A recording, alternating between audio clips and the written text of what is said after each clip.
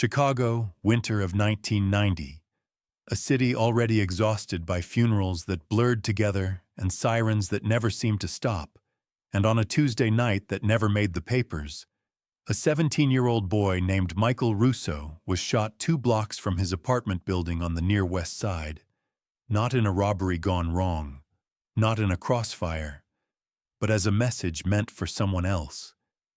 The kind of killing that didn't shock anyone except the people who had to identify the body. And when his father, Frank Russo, arrived at Cook County Hospital an hour later, the doctor didn't offer condolences or explanations, only the flat confirmation that Michael was gone and that the paperwork would be ready by morning. And from that moment on, the story stopped being about a teenager and became something colder and far more deliberate.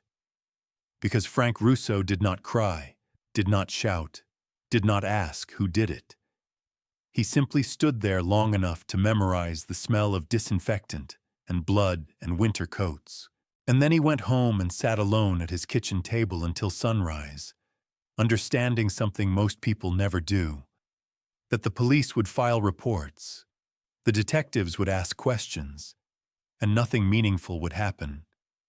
Because the street crew responsible for Michael's death had already been written off as known offenders, men whose names floated through precinct briefings without ever sticking, and Frank knew them, not personally, but by reputation, by the way neighbors crossed the street when they passed, by the graffiti that appeared overnight and vanished just as quickly, by the quiet ownership they claimed over corners and alleys that no one else dared to use. And while the city framed Michael's death as another statistic in a bad year, Frank framed it as the beginning of a ledger that had to be balanced, because he had spent 20 years working as a maintenance supervisor for a printing plant that no longer existed, had paid his taxes, had raised his son to stay away from gangs, and had watched the city break every promise it ever made to people like him. And now, sitting in that small apartment with the radio humming low and the snow starting to fall outside, Frank made a decision that would quietly intersect with Chicago's criminal ecosystem over the next 18 months, not through rage or recklessness, but through patience, observation, and the kind of methodical thinking usually reserved for men who believe they have nothing left to lose. And what no one understood at the time was that Michael Russo's death was not the end of a story, but the first move in a private war that would leave an entire crew dissolved, scattered, and erased from the streets without ever being officially connected to a single man. Frank Russo did not move fast after the funeral, and that restraint was the first thing that separated what followed from every impulsive act of revenge Chicago had already seen too many times. Because while friends and relatives expected him to spiral, he instead returned to a routine that looked almost boring from the outside. Waking before dawn, taking the bus across the West Side, fixing broken lights and leaking pipes for landlords who barely knew his name, all while quietly paying attention to details most people ignored. The names that repeated themselves in conversations, the cars that idled too long on certain blocks, the way the same 3 faces always seemed to appear near the corner where Michael had been shot. And through old habits learned from years of keeping machinery running, Frank understood systems, how things worked together, how pressure applied in the wrong place caused collapse elsewhere. And slowly he began mapping the crew responsible for his son's death, not as individuals, but as a structure, identifying who supplied them, who stored weapons, who acted as lookouts, and who made decisions. And this wasn't intelligence gathered through bravado or confrontation, but through silence, listening in laundromats, riding buses past midnight, volunteering for overtime shifts that took him closer to neighborhoods he had no reason to be in. And every night he wrote nothing down, committing everything to memory because paper left trails and memory did not.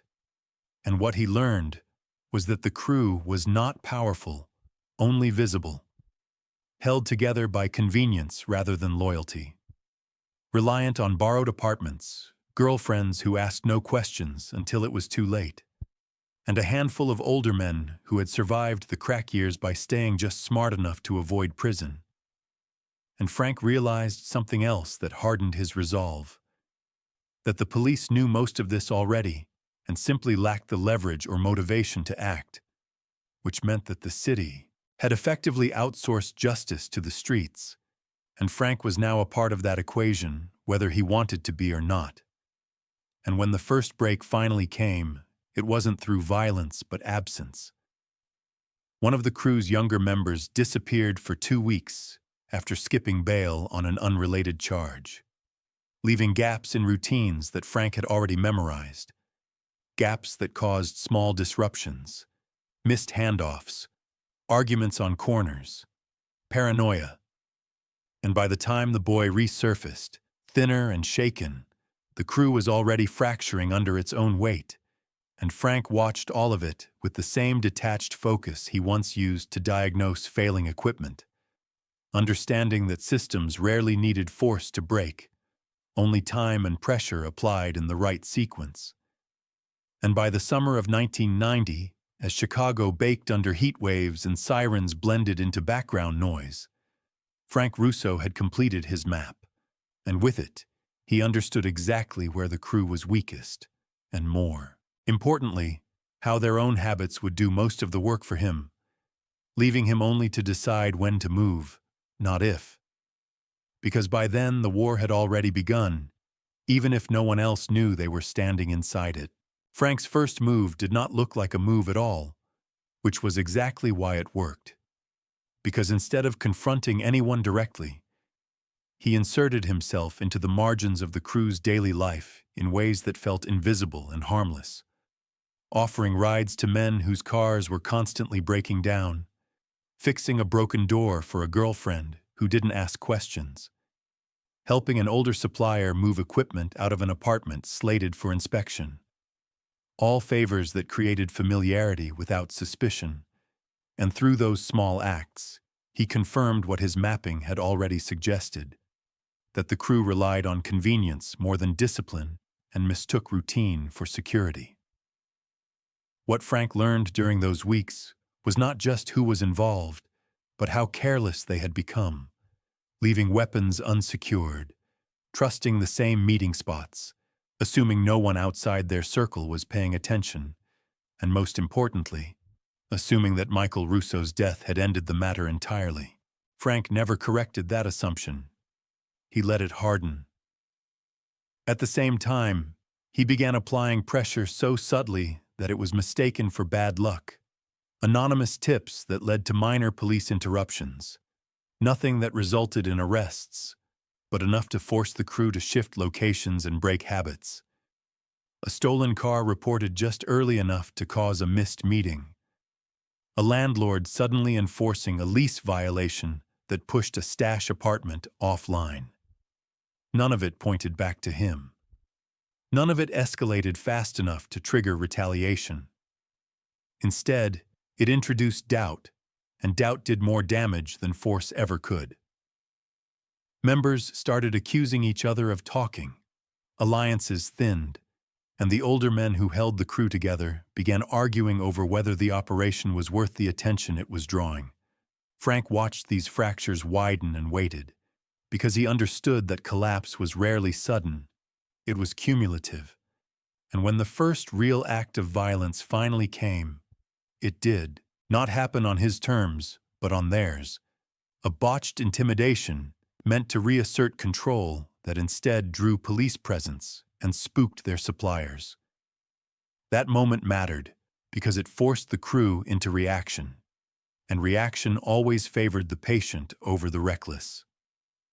Frank did not celebrate when he heard about it. He adjusted. He understood that the war he had chosen would not be won through a single decisive act, but through a sequence of losses that felt disconnected until it was too late to reverse them. And as summer turned toward fall, the crew began shrinking. Not through arrests or headlines, but through men quietly stepping away, leaving behind a smaller, angrier core that no longer had the insulation of numbers or anonymity. And that was the stage Frank had been waiting for, because now the structure he had studied was exposed, and the remaining question was no longer whether it would fall, but how cleanly and how much blood the city would allow to spill before it. Noticed something had changed. By late fall, the crew had condensed into a smaller group that believed survival depended on visibility rather than discipline, and that belief made them careless. They returned to familiar corners, stayed out later, argued louder, and carried themselves like they had something to prove, which only drew attention they could no longer control. Frank did not follow them closely. He watched from distance, tracking patterns, learning which nights they relaxed and which nights they stayed alert. Weather helped thin the streets, patrols shifted, routines simplified. One by one, mistakes stacked up that could not be blamed on luck anymore. Missed meetings, exposed weapons, confrontations without backup. Frank understood the crew was no longer a unit, just individuals pretending it still existed. He did nothing to stop that. He let the illusion harden, knowing that when it finally broke, it would collapse inward, quietly, without witnesses, and without a single moment anyone could point to and say this is when it ended. The first member of the crew to disappear was not the loudest or the most reckless, but the one everyone assumed would always land on his feet. A mid-level operator who handled coordination and money. The kind of role that kept him moving between locations without drawing attention. He missed 2 scheduled meetups in the same week, something that would have been unthinkable months earlier, and when he finally resurfaced, he was nervous enough to confirm what Frank had already suspected, that the crew no longer trusted its own channels. Frank had not threatened him, had not followed him, had not even spoken his name aloud, but pressure had been applied elsewhere. To suppliers who delayed deliveries, to landlords who suddenly enforced rules, to acquaintances who stopped returning calls. The effect was cumulative. The man began carrying cash instead of moving it, sleeping in different places, cutting meetings short, behaviors that signaled fear more clearly than any confession. Frank adjusted accordingly, understanding that panic created predictability of its own. Over the next weeks, the city absorbed a series of small incidents that never connected on paper. A car abandoned with keys still inside, a handgun recovered during a routine stop, a stash location emptied overnight and never reused. Each incident removed insulation, leaving fewer buffers between the remaining members and the consequences they had postponed for years. Frank stayed invisible, careful not to accelerate anything past the point where it would collapse on its own, because speed invited mistakes, and mistakes invited witnesses. Winter returned early that year, cold enough to thin street traffic and compress routines, forcing the crew into tighter patterns that were easier to read. By December, the remaining core had retreated into fewer locations, relying on familiar faces and outdated assumptions, convinced that the worst had passed, simply because nothing dramatic had happened. Frank recognized that belief for what it was, the final error, the idea that silence meant safety. He used that assumption to narrow his focus further, identifying the moments when the crew relaxed just enough to expose themselves, when confidence replaced caution for an hour at a time. The city continued to look the other way, not through conspiracy, but through fatigue, overwhelmed by larger crimes and louder violence elsewhere. That indifference created space, and Frank filled it with patience, allowing the remaining structure to weaken under its own weight until removal no longer required confrontation, only timing. By the time the year turned, the crew existed mostly in memory, a name people still used out of habit, unaware that the habit sustaining it had already been dismantled. Frank did not measure progress in arrests or bodies, but in absence, in the way streets went quiet without explanation, and he understood that the end would not announce itself. It would arrive as confirmation. When even the people who had once enforced the crew's presence stopped behaving like it still mattered. The point where Frank shifted from pressure to removal was marked not by anger or urgency, but by certainty. The quiet confidence that the structure he had studied no longer had redundancy. What remained of the crew operated on memory instead of coordination, relying on old routes, old intermediaries, and the belief that familiarity equaled safety. Frank understood that belief because he had once shared it in another life, trusting systems that collapsed slowly enough to feel permanent until the moment they were gone. He began targeting connective tissue rather than individuals, severing access to transportation, interrupting communication, and forcing reliance on a shrinking circle of contacts who were already compromised by fear. Each interruption was small enough to be dismissed on its own, but together they created a rhythm of inconvenience that exhausted the remaining members, pushing them into riskier choices. One man tried to reassert control by calling a meeting that never fully formed, half the attendees arriving late or not at all, conversations ending early, eyes constantly checking doors. Another attempted to secure protection through an outside alliance and discovered that his reputation no longer carried weight, not because it was bad, but because it was irrelevant. Frank watched these efforts fail without interference, recognizing that resistance was now self-defeating. Winter nights shortened, compressing activity into predictable windows, and Frank used that compression to refine timing, learning when the remaining members moved out of habit rather than intent.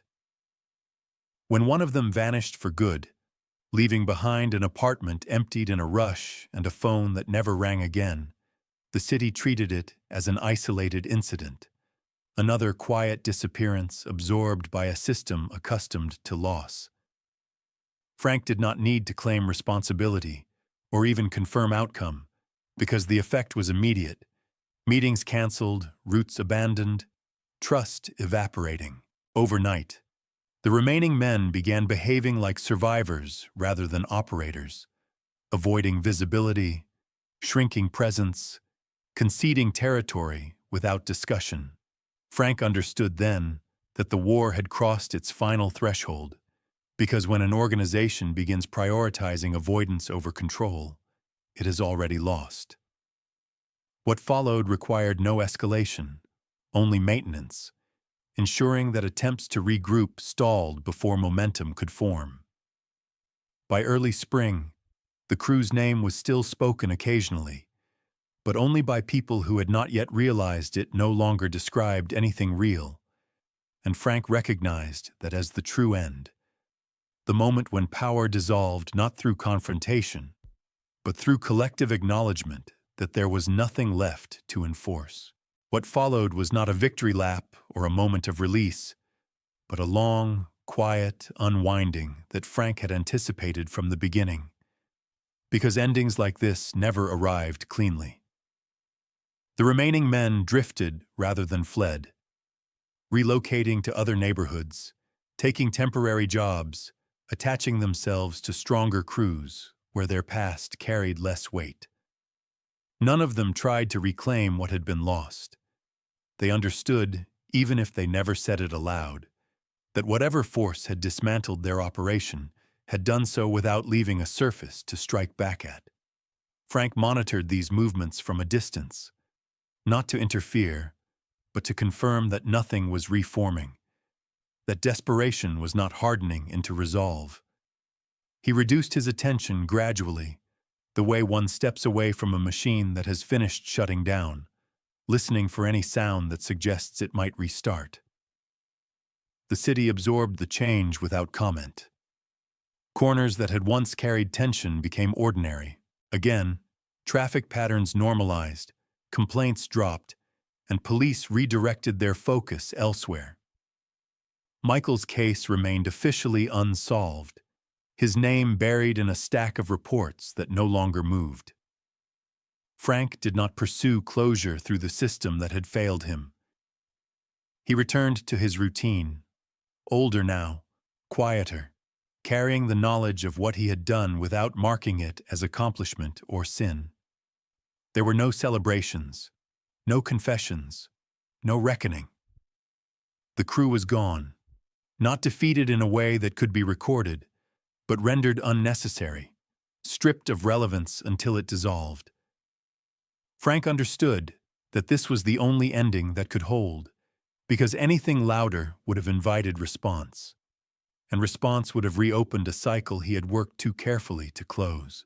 Years later, when people spoke about that period on the near West Side, they described it as a transition rather than an ending, a time when certain problems seemed to evaporate without explanation and were replaced by quieter, less visible ones. Frank Russo aged into that silence, his routines shrinking as his body slowed, his world narrowing to familiar rotes and predictable days.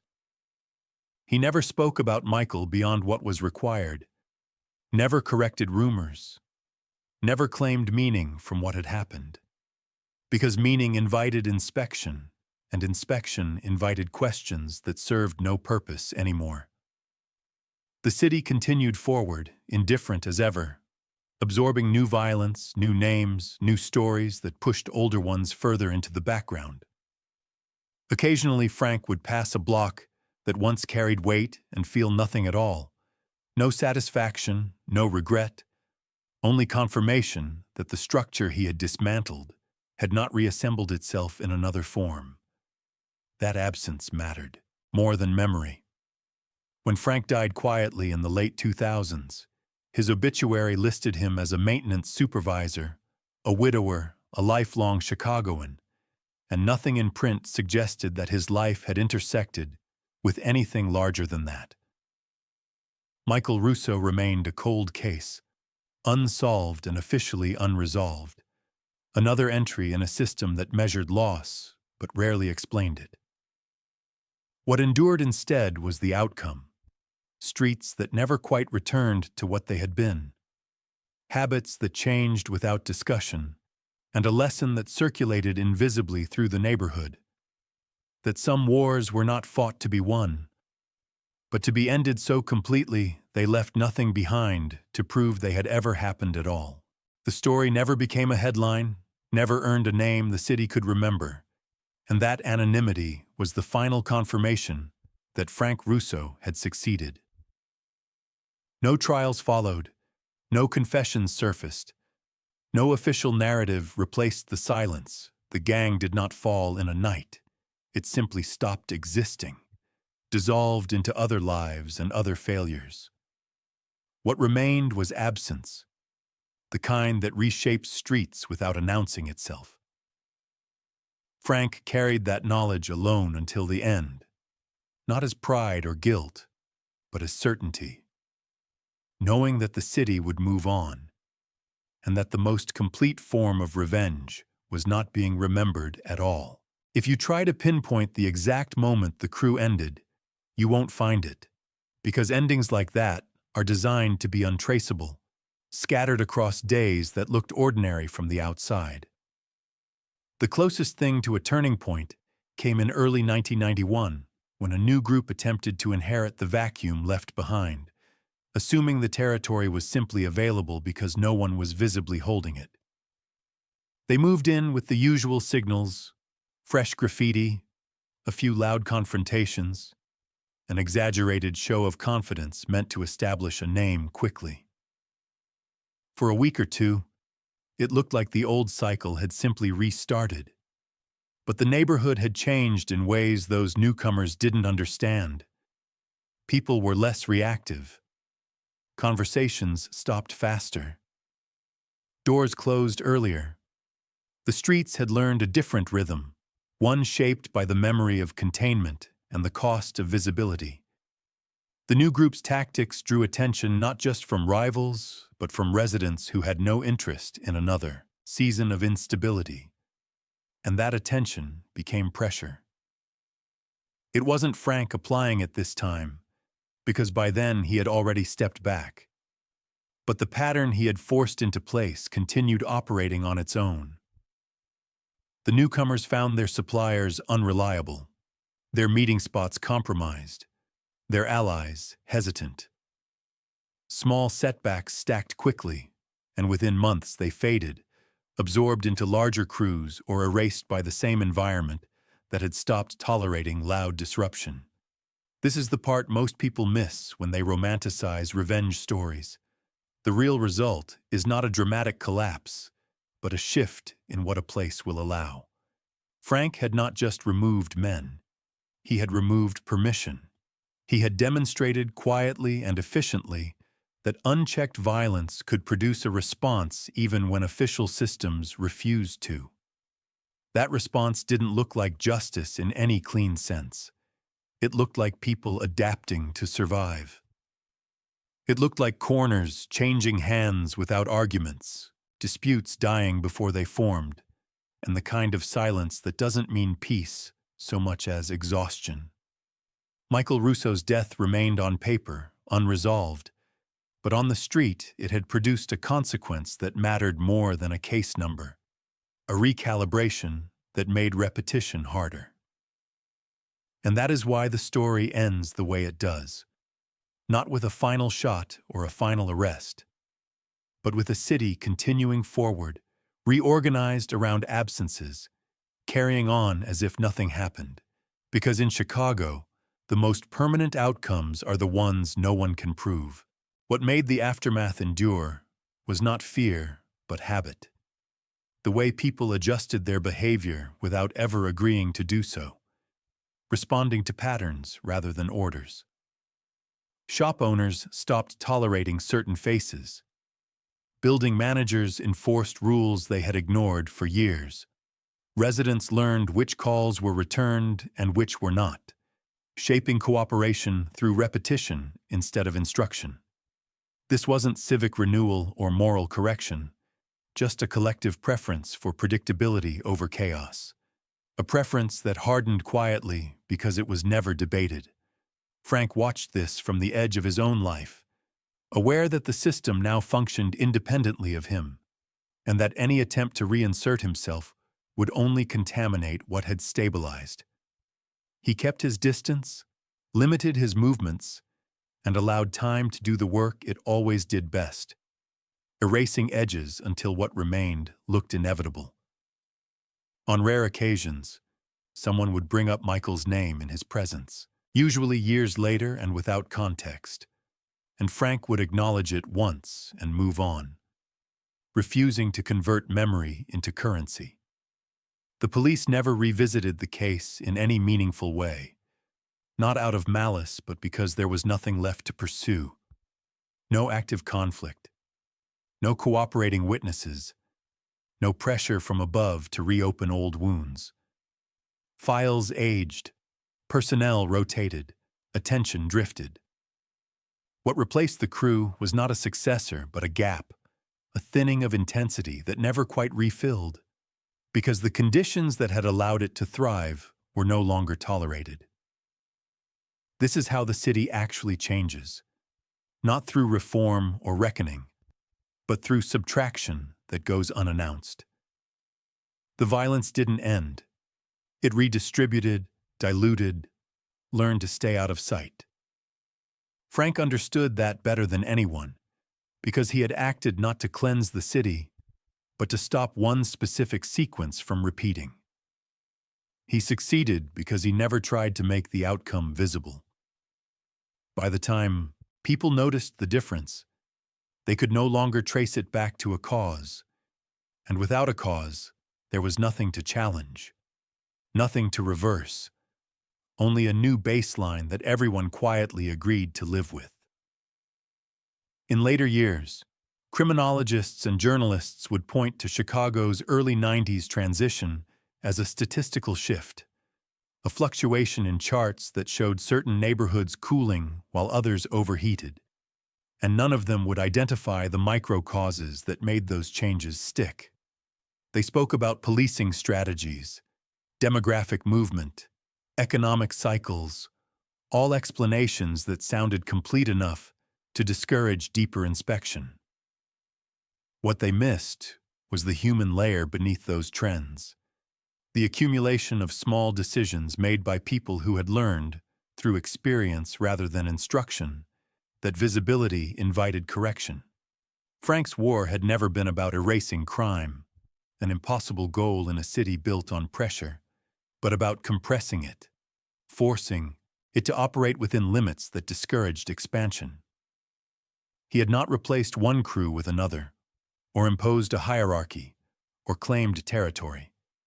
He had simply demonstrated that even in the absence of formal justice, consequences could still materialize if someone was willing to be patient enough to let systems expose themselves. That demonstration lingered. Younger men who might have escalated learned to settle. Older ones who had survived enough cycles learned to disappear earlier. The neighborhood did not become safer in any ideal sense, but it became quieter, less reactive, less interested in proving itself. Frank lived out the remainder of his life inside that quiet, never rewarded for it and never punished, exactly the outcome he had calculated for. When he finally died, there were no unanswered questions left that mattered to anyone but him, and even those questions had softened into something indistinct. Michael Russo remained a name on paper, a death without resolution, but the space his absence created had reshaped a corner of the city in ways no investigation ever could. That was the uncomfortable truth beneath the story, that justice did not arrive through acknowledgement or closure, but through behavior changing because people learned what the environment would no longer tolerate. And that is why the Father's War ended not with recognition, but with normalization. A city absorbing the impact and continuing on, unaware that one man's refusal to accept silence had permanently altered what silence meant. By the mid-1990s, the Near West Side had layered new problems over old ones, and the memory of the crew that once dominated those blocks had thinned to something abstract, a reference used by older residents to explain why certain behaviors no longer escalated the way they once did. Frank understood that memory loss was not failure but proof, because systems that required constant reinforcement eventually collapsed, while those absorbed into routine survived without effort. He watched younger men test limits cautiously, stopping short of the kind of bravado that had once defined the area, correcting themselves before anyone else had to. It was not morality that restrained them, but precedent, the unspoken understanding that certain outcomes had already been demonstrated and did not need to be repeated. Frank never interfered in these moments. He had learned that presence itself could destabilize a settled pattern, and so he remained peripheral, another aging man moving through the city without distinction. Occasionally, he encountered former associates of the dismantled crew living quieter lives, working construction, driving delivery vans, blending into the city's background, and they avoided his eyes without knowing why, responding to something they sensed but could not name. The police eventually reassigned the area to new units unfamiliar with its history, and that unfamiliarity helped preserve what had changed, because there was no institutional memory left to interrogate. New officers treated the neighborhood as stable, and stability became a self-fulfilling condition. Frank aged into invisibility as well, his routines shrinking, his social world narrowing, his past actions dissolving into the same anonymity he had engineered for others. He did not believe he had restored balance or delivered justice, only that he had interrupted a sequence that would have repeated indefinitely if left alone. The city rewarded that interruption not with gratitude, but with indifference, and Frank accepted That is the only outcome that could hold. When people later asked why certain corners never flared again, the answers varied and contradicted each other enough to discourage further curiosity. That diffusion was the final safeguard, ensuring that no single narrative could revive what had been intentionally erased. Frank carried the truth of it quietly, knowing that stories like his only survived when they were misunderstood, and that the most complete form of vengeance was not remembrance, but the permanent removal of a future that never arrived.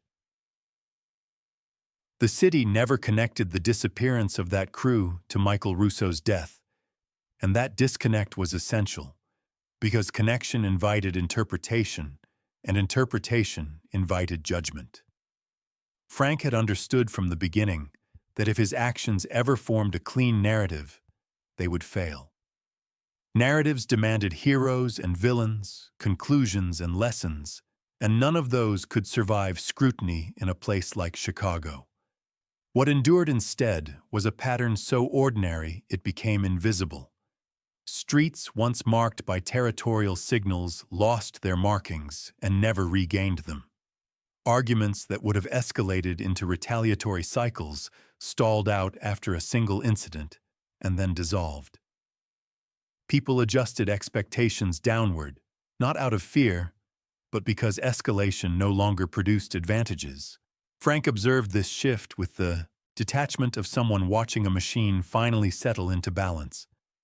The vibrations gone, the noise reduced to a hum. He did not interpret the change as moral improvement. He interpreted it as efficiency. The city had learned, briefly and locally, that chaos could be costly even when no one was formally punished. That lesson did not spread outward or upward. It stayed where it was learned, contained by geography and memory, exactly as Frank had intended. When he retired from his job in the late 1990s, there was no ceremony, no acknowledgement of a life spent quietly shaping outcomes no one would ever credit him for. He downsized his apartment, reduced his possessions, and continued moving through the city with practiced anonymity. Occasionally, he passed younger men who reminded him of his son in ways that felt distant rather than painful, and that distance confirmed that the work was finished. Michael's absence no longer pulled at him the way it once had. It existed as fact rather than wound. The city continued producing new tragedies, louder ones, easier to quantify, and those stories crowded out smaller, quieter shifts, like the one Frank had engineered. That was the final insulation. The city's own appetite for noise protecting the silence that mattered.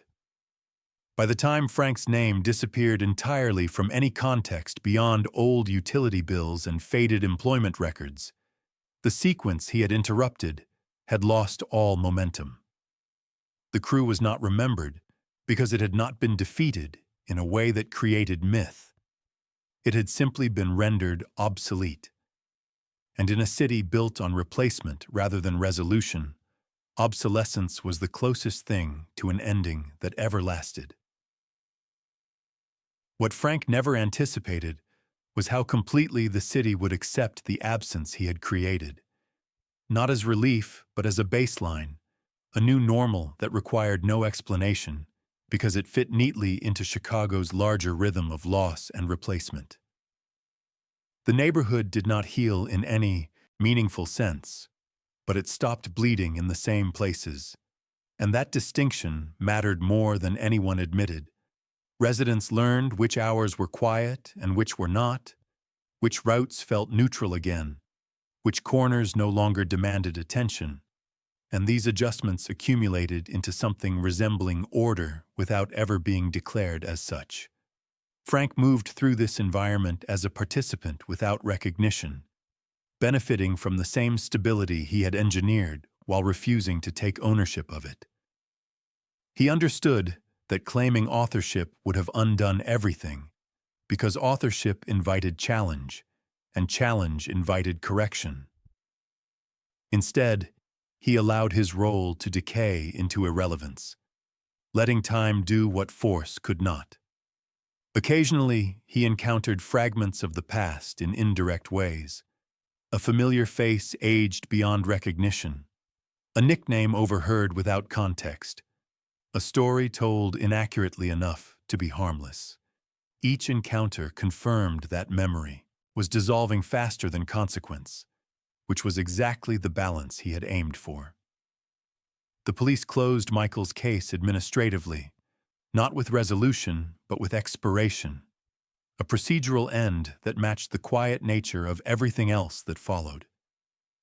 Frank did not attend anniversaries or seek acknowledgement. He spent his days maintaining small routines, fixing what was broken in front of him, avoiding the temptation to revisit what had already been settled. The war he had fought was never about dominance or control, but about preventing repetition, about ensuring that one death did not become the first in a series that the city would later pretend it could not stop. In that sense, the outcome was imperfect, but sufficient. The crew was gone, the pattern was broken, and the city, indifferent as ever, moved forward without ever realizing how close it had come to repeating itself. Frank Russo died without witnesses to the life he had lived beyond what the city could see, and that anonymity was not an accident, but the final condition of success. His death registered the way most did in Chicago, quietly, processed through forms and brief notices that carried no weight beyond immediate family. No one arrived looking for answers. No one connected timelines. The city absorbed him the same way it had absorbed the absence he created, without pause or reflection. Michael's name remained in old records, unchanged, unresolved, one of many entries that never led anywhere. And yet, the sequence that had begun with his death never repeated itself in the same form. Not on those blocks, not in that pattern, because something had been interrupted at its root. The crew that once defined that stretch of the near West Side never returned under another name, never regrouped, never inspired a replacement ambitious enough to test the boundaries that had quietly settled into place. What endured was not justice and not revenge, but a limit understood without being stated, enforced without being named. Frank had not restored order or delivered closure. He had removed momentum. He had demonstrated that even in a city designed to forget, outcomes could still linger if they were engineered to disappear rather than be remembered. By the time anyone might have tried to reconstruct what happened, there was nothing left to reconstruct. Only a neighborhood that behaved differently than it once had, and a story that could never be fully told because it had been designed, from the beginning, to end without proof.